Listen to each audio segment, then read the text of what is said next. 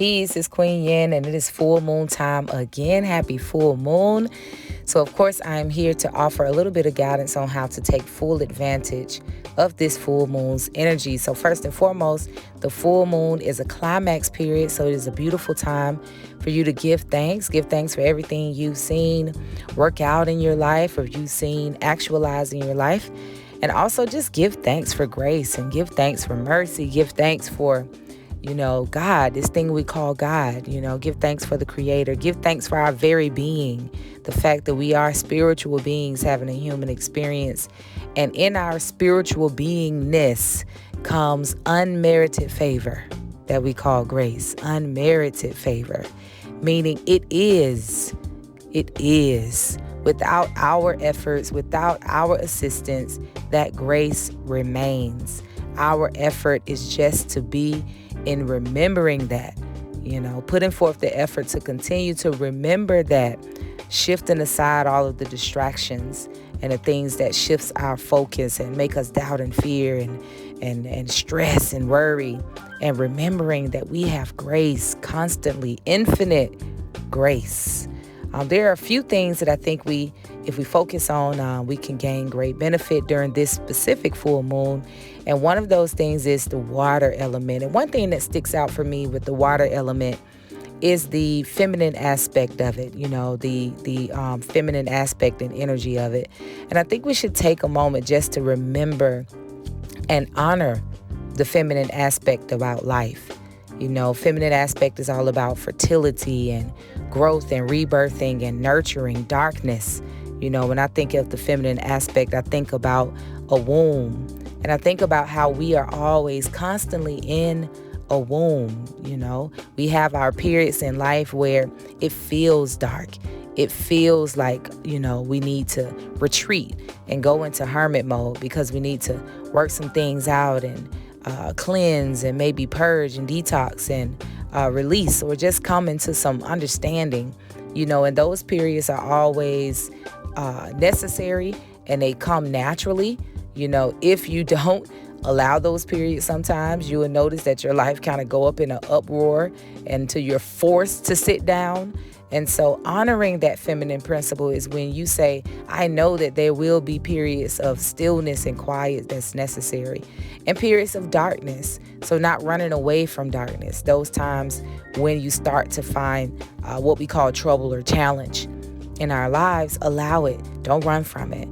Be still so that you can hear the voice of the Almighty. Be still so you can hear divine intelligence. We naturally know what to do if we can be still and pay attention and use our intuition. This full moon period is also a time for us to continue to cleanse and purify so that we can be intuitive, be in tune with ourselves, be in tune with the divine intelligence that dwells within us.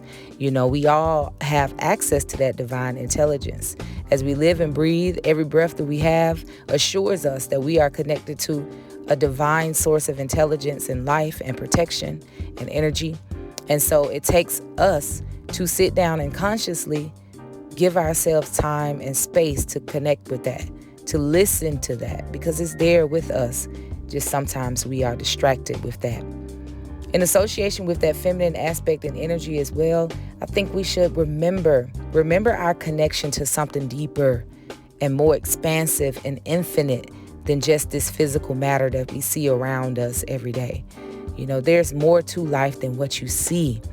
And oftentimes what you see is not really what is so. Oftentimes it is what you see is just literally the perception, your perception of reality. But if we can be still and know that it's always bigger than us, it's something always going on in the unseen, and just keep optimism present in your life. Know that everything is always working in divine order. Know that everything is always moving towards growth and expansion. Nothing stays the same. Anything that is living is always growing. So anything that has life, anything that has any kind of energetic essence to it, whether it's situations in your life or plants or your children or anything in your life, it has a life of its own, and you can best believe that it's covered by grace. And so staying optimistic, speaking positivity in your life, speaking life over everything in your territory that I call your territory, speaking life into all of your relations. You have the power to do that as a co-creator. We are co-creators. So you have the choice. You either offer life over your territory or over your relations, or you can offer death. The power of life and death is in your tongue. So remembering that during this full moon period, and since this is a release period, release any negative thoughts, release any negative emotions, release the tendency to speak negatively over things, or always focus on the what ifs, or always focus on the doom and gloom of things. Strive to see the good in God in situations. Strive to speak life over all of your situations. So of course, during this full moon, it is very beneficial for us to spend some time in stillness, still your heart, still your mind, and observe the subtle emotions and thoughts that you are experiencing. Don't get wrapped up in them. Just pay attention. Pay attention to those things and release any that are not in alignment with the nature of your being, which is divine and infinite and covered by grace. Remind yourself that you're always covered by grace, and that any of those thoughts, that worry, that fear, that doubt, that anger, that shame, that, resentment, release it. Remind yourself, look, everything is in divine order. Everything has a chance to change and grow. So just allow it to be. Reacquaint yourself with divinity and grace.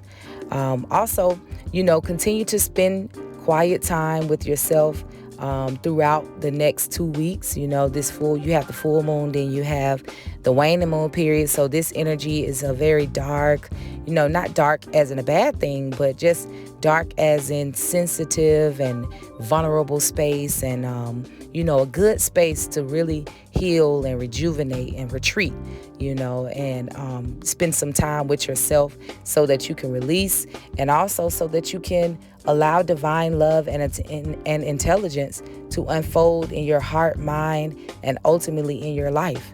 When you sit still in that sensitive, vulnerable, nurturing, womb-like space, and when you allow the mind to be still, when you allow the heart to be still and be light, you can allow that divine love and intelligence to really, really unfold in your consciousness and in your life. And as always, keep your heart light as a feather. Keep your heart light as a feather. Don't hold on to anything. Let it go. And if you can't let it go, at least let it be. Of course, I will be hosting a full moon meditation tomorrow, Monday.